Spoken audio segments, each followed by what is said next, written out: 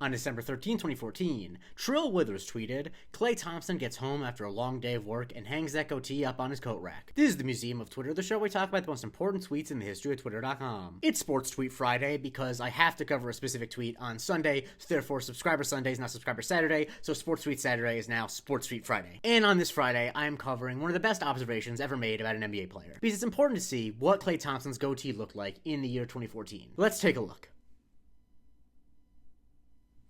I think it is fair to say that it looks like you could remove it off of his face and hang it on a coat rack, much like you would a coat. And the thing is, at the time, Klay Thompson was the starting shooting guard for the Golden State Warriors, and at the time they had not yet become a dynasty. They would win their first championship of the 4 he won with the team that year. And so you have to remember, this was all new to people. Klay Thompson was not an all-star level player. He was a guy that Trill Withers could log on and be like, hey, I have a fun observation about this person. And boy, is it fun. In case you think it's just one photo, this is another photo of Klay Thompson's goatee a few years later, and it is an official team photo. So this is him trying to make his goatee look as good as possible. And it still looks like you could just, boop, pop it off, put it on a coat rack. And if you're thinking, Jake, this is just an observation about an NBA player I might not have heard of, how could this be an important tweet? It's because it was referenced all the time in relation to Klay and his goatee. Like, the idea that Klay Thompson's goatee was something separate that could be removed is the punchline of a bunch of different jokes I could find. Friend of the show Mariano actually has 2. He says, Klay got his goatee after sending 10 cereal box tops and completing a survey. Saying next year, Klay's goatee definitely pulled him aside for a speech at halftime.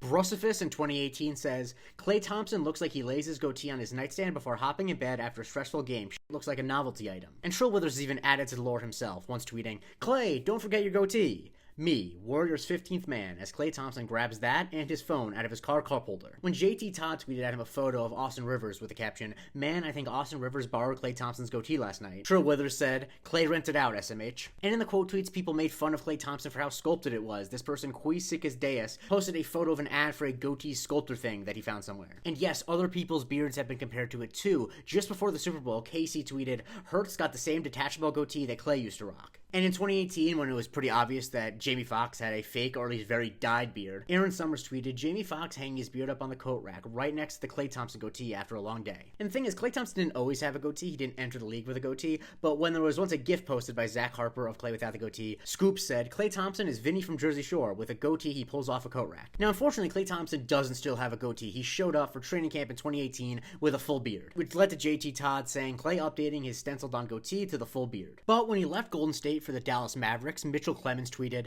"Between Klay, Spencer Dinwiddie, and Dwight Powell, I think the Mavs got 3 of these guys." And this is apocryphal because Klay Thompson no longer has the goatee, but let's take a look at the other 2. Let's look at Dwight Powell.